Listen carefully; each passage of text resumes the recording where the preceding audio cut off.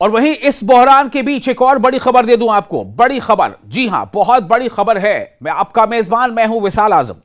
बड़ी खबर यह है कि रिपोर्ट यह आ रही है कि चीन ईरान को नए मिसाइल दिफाई निजाम फराहम करने के लिए तैयार है। ध्यान से सुना आपने, चीन ईरान को नए मिसाइल दिफाई निजाम यानी मिसाइल डिफेंस सिस्टम फराहम करने के लिए, देने के लिए तैयार है। अब जब देने के लिए तैयार है, यह खबर आ गई, इसका मतलब क्या है आप समझ सकते हैं कि फिर कहां तक मामला चल चुका होगा। और यह कहां से आ रही है खबर? अमेरिकी इंटेलिजेंस जायजों के मुताबिक, अमेरिकी इंटेलिजेंस जायजों के मुताबिक चीन आने वाले हफ्तों में ईरान को कंधे पर रखकर फायर किए जाने वाले फिजाई दिफाई मिसाइल सिस्टम, जिसे कहते हैं मैन पैड्स, MANPAD, जिसे क्या कहते हैं मैन पैड्स, और ये कंधे पर रखकर मिसाइल फायर किए जाने वाला फिजाई दिफाई सिस्टम है, यानी कि एयर डिफेंस सिस्टम है।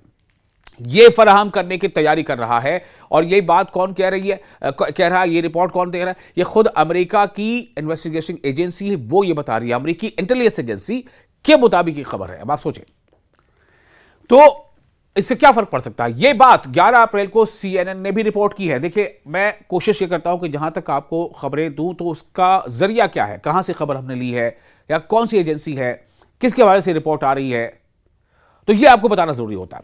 इसके जवाब में वॉशिंगटन में चीनी सिफारत खाने के तर्जुमान ने इस रिपोर्ट की तरदीद की है। ठीक है, चीन ने कहा नहीं, हम ऐसा नहीं करने जा रहा। लेकिन यह रिपोर्ट कौन दे रहा है? मैंने फिर से बताया कि अमेरिका के इंटेलिजेंस रिपोर्ट के मुताबिक ऐसा होने जा रहा है। तर्जुमान ने कहा है कि चीन ने कभी भी तनाजे में शामिल किसी फरीक को हथियार फराहम नहीं किए, जेर बहस मालूमात दुरुस्त नहीं है। उन्होंने एक फॉर्मेलिटी निभा दी।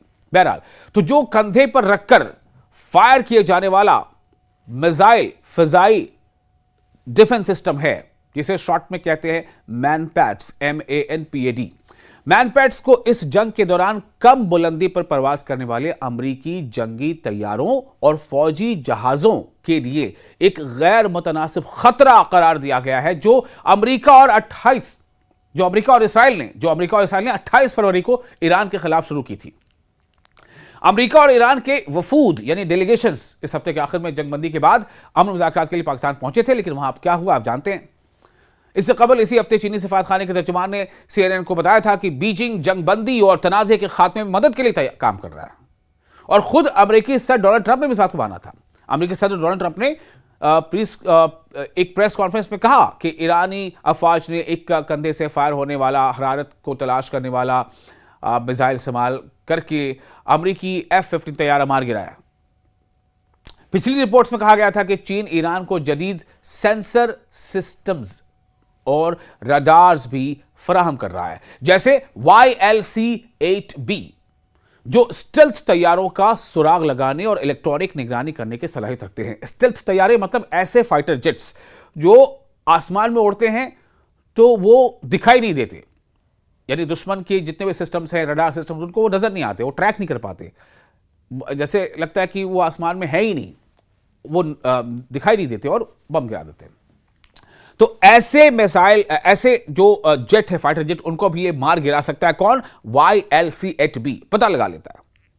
तो ये सिस्टम, ये पिछली रिपोर्ट्स में कहा गया था कि चीन ईरान को जदीद यानी मॉडर्न सेंसर सिस्टम्स और रडार्स भी फराहम कर रहा है, जैसे कि YLC-8B, जो स्टेल्थ तैयारों का सुराग लगाने और इलेक्ट्रॉनिक निगरानी करने की सलाहियत रखते हैं। उधर अमेरिकी इंटेलिजेंस के मुताबिक अमेरिका और इसराइल के 5 हफ्तों के मुसलसल हमलों के बावजूद ईरान के पास अब भी हजारों बैलिस्टिक मिसाइल मौजूद हैं। हजारों बैलिस्टिक मिसाइल मौजूद हैं। किसकी रिपोर्ट है? अमेरिकी इंटेलिजेंस रिपोर्ट है। अमेरिकी इंटेलिजेंस रिपोर्ट के मुताबिक अमेरिका और इसराइल के 5 हफ्तों के मुसलसल हमलों के बावजूद ईरान के पास अब भी हजारों बैलिस्टिक मिसाइल मौजूद हैं, जिन्हें वो जेरे जमीन जखीरा गाहों से लॉन्चर्स निकालकर इस्तेमाल कर सकता है। यह बात वॉल स्ट्रीट जर्नल ने रिपोर्ट की है। अमेरिकी वजीर जंग, जिन्हें वहां कहा जाता है वॉर सेक्रेटरी, अमेरिकी वजीर जंग पीट हेग्सेथ ने इस हफ्ते सहाफियों से बात करते हुए कहा था कि अमेरिका इसराइल की बमबारी मुहिम ने ईरान के मिसाइल प्रोग्राम को अमलन तबाह कर दिया, मतलब लगभग खत्म कर दिया, और इसकी फौज को कई सालों के लिए गैर मौसर बना दिया है। ताहम वॉल स्ट्रीट जर्नल के मुताबिक अमेरिकी हुकाम का कहना है कि ईरान जंग के दौरान तबाह या जेर जमीन दफन होने वाले कई लॉन्चर्स को दोबारा निकाल या मरम्मत कर सकता है। चीनी बयान में मजीद कहा गया, चीन का भी बयान आया कि एक जिम्मेदार बड़ी ताकत के तौर पर चीन हमेशा अपनी बैनुल-अक़वामी जिम्मेदारियां पूरी करता रहेगा। अब इसमें समझिए इसके माने क्या है, इस माने को आप समझिए, क्या सेंटेंस क्या है। देखिए डिप्लोमेसी में कैसे सेंटेंस का इस्तेमाल किया जाता है कि एक जिम्मेदार बड़ी ताकत के तौर पर चीन हमेशा अपनी बैनुल-अक़वामी यानी इंटरनेशनल रिस्पॉन्सिबिलिटीज, बैनुल-अक़वामी जिम्मेदारियां पूरी करता रहेगा। हम अमेरिका से मुतालबा करते हैं कि बेबुनियाद इल्जामात लगाने, गलत रवाबित कायम करने और सनसनी फैलाने से गुरेज करे और मुतल्लिका फरीक़ैन कशीदगी कम करने के लिए मजीद इक़दाम करे।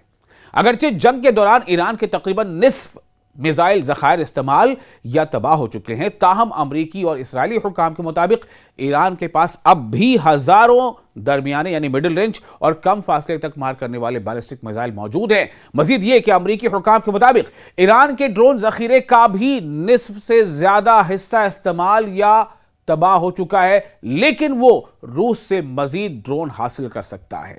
ये सब अमरीकी इंटेलिजेंस है, उसकी बुनियाद पर है। अब आप सोचें कि क्या हालात हैं।